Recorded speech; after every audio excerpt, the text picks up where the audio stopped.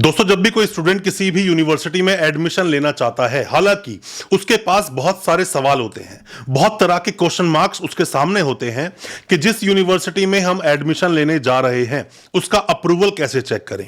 साथ ही हम ये कैसे चेक करें कि जिस कोर्स में आप एडमिशन लेने की सोच रहे हो उसमें अभी तक कितने स्टूडेंट्स एनरोल हुए हैं या फिर कितने स्टूडेंट्स की अभी सीट्स बाकी है।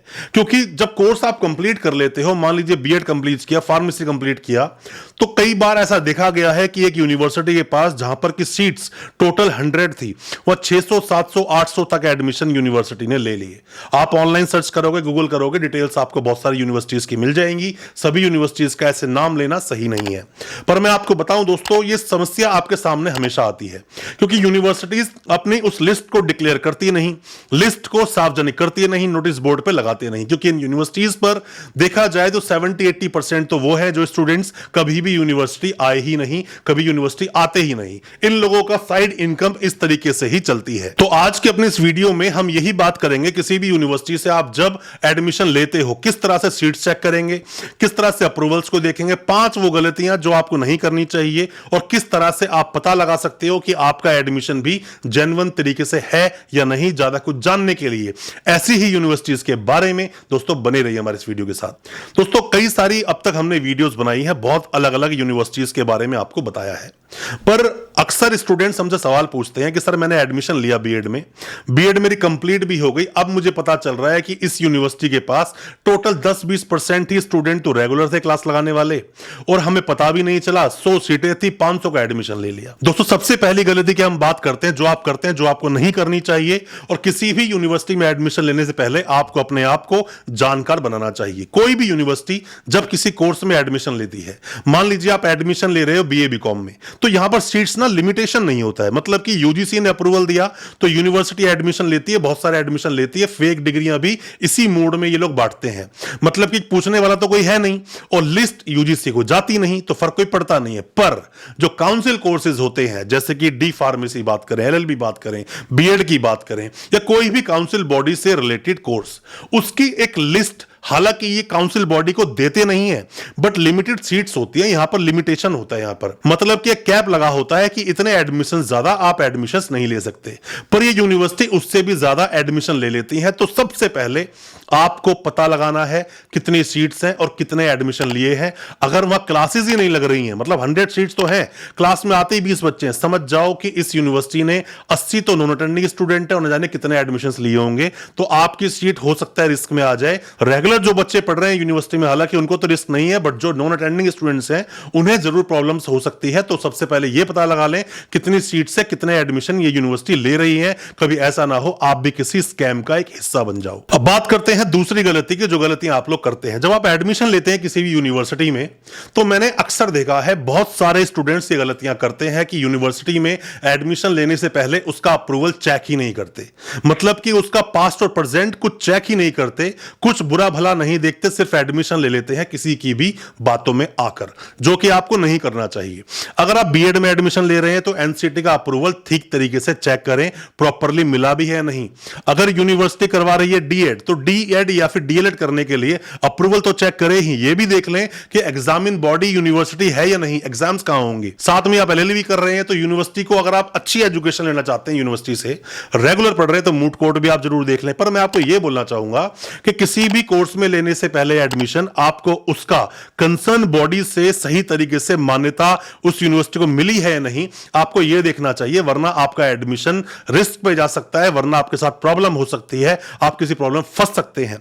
बहुत सारे स्टूडेंट्स हमें अक्सर बोलते हैं कि सर मैंने इस यूनिवर्सिटी में बीटेक में एडमिशन लिया, एआईसीटी तो है ही नहीं, पर मुझे बोला गया था कि एआईसीटी की सीट ही देंगे। हालांकि यूनिवर्सिटीज को एआईसीटी के अप्रूवल की जरूरत नहीं होती है, वो यूजीसी के अप्रूवल के साथ चला सकते हैं। पर ऐसे में गलती आपकी है कि आपने ठीक से चेक किया नहीं, आपको चेक करना चाहिए था। अब बात करते हैं तीसरी बात की, तीसरी गलती की माने या फिर हम प्रिकॉशन माने कि आपने कोर्स तो कंप्लीट कर लिया किसी भी यूनिवर्सिटी से।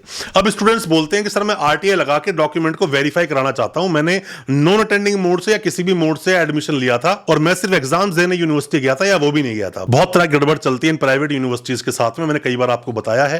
तो आप आरटीआई कैसे लगाएंगे? दोस्तों, आप अपने डॉक्यूमेंट को वेरीफाई कराना चाहते हैं, मान लीजिए कि बीएड के डॉक्यूमेंट है, तो बीएड की काउंसिल बॉडी कौन है? एनसीटीई। तो आपको एक आरटीआई लगानी चाहिए यूनिवर्सिटी को और एक आरटीआई लगानी चाहिए एनसीटीई को कि मैंने इस यूनिवर्सिटी से या इस कॉलेज से अपना कोर्स कंप्लीट किया, क्या मेरा डाटा या मेरा जो एनरोलमेंट नंबर है, मेरी डिटेल्स क्या आपके पास है? अगर वो बोलते हैं नहीं है या बोलते हैं सिर्फ ये काम सिर्फ यूनिवर्सिटी का है, दोस्तों ऐसा नहीं है। कई बार ऐसे नोटिफिकेशंस आए कि कंसर्न काउंसिल को लिस्ट भेजी जाए, बट ये यूनिवर्सिटीज लिस्ट नहीं भेजती हैं, ये उसमें बैकडेटेड एडमिशंस लेते ही रहते हैं। पर आपको फिर भी यहां पर आरटीआई दोनों जगह लगानी चाहिए। मैंने एक वीडियो बनाई थी जिसमें आपको यह बताया था कि इन प्राइवेट यूनिवर्सिटीज की आप कंप्लेंट कहां कहां जाकर कर सकते हैं, उस वीडियो को देख लेना। हालांकि बहुत सारी वीडियोस इस चैनल पे आपको मिल जाएंगी जिससे बहुत कुछ आप जान पाएंगे। अब हम बात करते हैं चौथी गलती के बारे में बात करें या फिर चौथी प्रिकॉशन के बारे में बात करें जो आपको लेना चाहिए। दोस्तों कई बार अलग अलग काउंसिल बॉडीज ने ऐसे नोटिफिकेशंस निकाले, कई बार अखबार में आप न्यूज पे पढ़ते होंगे, न्यूज़पेपर के अंदर, कि वो कंसर्न बॉडी बोलती है कि अब आपको हर साल की एक लिस्ट अपनी सबमिट करनी होगी कंसर्न डिपार्टमेंट को। जैसे कि अगर बीएड कहीं से की तो एनसीटीई को अपनी लिस्ट दो हर साल की कि आपने इतने एडमिशंस लिए थे अपनी यूनिवर्सिटी में, पर वो लिस्ट कभी जाती नहीं। ऐसे ही फार्मा काउंसिल ऑफ इंडिया ने भी बोला पीसीआई ने कि अपनी लिस्ट सबमिट करें, ये लोग सबमिट नहीं करते हैं, बहुत बहुत टाइम लगाते हैं, सालों साल बीत जाते हैं उस चीज के अंदर। अपने डाटा को, अपने रिकॉर्ड को ये लोग हाइड करने की कोशिश करते हैं क्योंकि झोल इतना किया गया होता है उसके अंदर कि इतनी गलतियां कर रखी है उसके अंदर, इतने सारे स्कैम किए हुए हैं कि अगर वो ऐसी लिस्ट सबमिट कर देंगे तो सब उजागर हो जाएगा। जिन जिन भी कोर्सेज का एग्जिट टेस्ट आया उसमें फिर भी ये लोग थोड़ी सी नकेल कस दी गई इन पर जिसमें एग्जिट टेस्ट नहीं है वहां पर ये लोग बच जाते हैं। एग्जिट टेस्ट जैसे कि फार्मा काउंसिल ऑफ इंडिया का जो आया, डी फार्मेसी कंप्लीट करने के बाद एग्जिट टेस्ट होता है। बार काउंसिल ने वैसे ही थोड़ा टाइट किया हुआ है तो वहां गलतियां ये लोग नहीं करते हैं, पर बीएड में करते हैं, डीएड में करते हैं गलतियां, और भी कुछ सब्जेक्ट्स हैं जहां गलती करते हैं। तो आपको उस लिस्ट के लिए कंसर्न जो बॉडी है, जो कंसर्न काउंसिल है, उनसे भी पूछना चाहिए और पूछना चाहिए क्या इन्होंने लिस्ट सबमिट की है। लिस्ट सबमिट करते नहीं है, लिस्ट को हमेशा छुपा कर रखते हैं कि बाद में भी उसकी वो पैसे की उगाई करने की सोचते हैं। तो ये थी चौथी गलती जो आप करते हैं, जो आप चेक नहीं करते हैं, आपको करना चाहिए। अब दोस्तों हम बात करते हैं पांचवी गलती की। पांचवी गलती जो आप करते हैं या फिर जो आप स्टेप लेकर सही कर सकते हैं। 1.5 साल की बीएड के बारे में आपने सुना होगा, बहुत जगह 1.5 साल की बीएड कराई जाती है। मैं ये नहीं बोलता कि इनवैलिड है, पर मैं ये जरूर बोलता हूं कि इसकी एक आरटीआई लगाकर एनसीटीई से पूछ लेना चाहिए सवाल कि मैं अगर 1.5 साल की बीएड कर रहा हूं तो क्या ये गवर्नमेंट जॉब के लिए वैलिड होगा, क्या हर जगह मान्य होगा, या फिर ऐसा है कि सिर्फ कुछ ही जगह पर मान्य होगा बाकी सब जगह मान्य नहीं होगा। ऐसे ही एआईसीटी की बात आती है, आप डिप्लोमा बीटेक एमटेक किसी भी यूनिवर्सिटी से करते हो, आप पूछते ही नहीं हो कि भाई ये यूनिवर्सिटी जो है बिना एआईसीटी करवा रही है, मुझे कोई प्रॉब्लम तो नहीं होगी। इन चीजों का आपको पता लगाना चाहिए।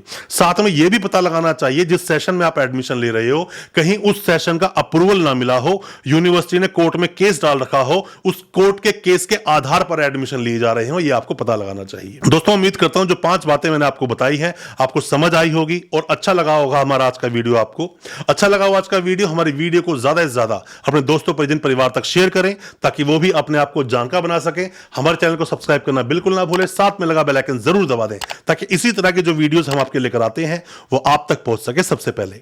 बहुत बहुत शुक्रिया, धन्यवाद हमारे इस वीडियो के साथ बने रहने के लिए।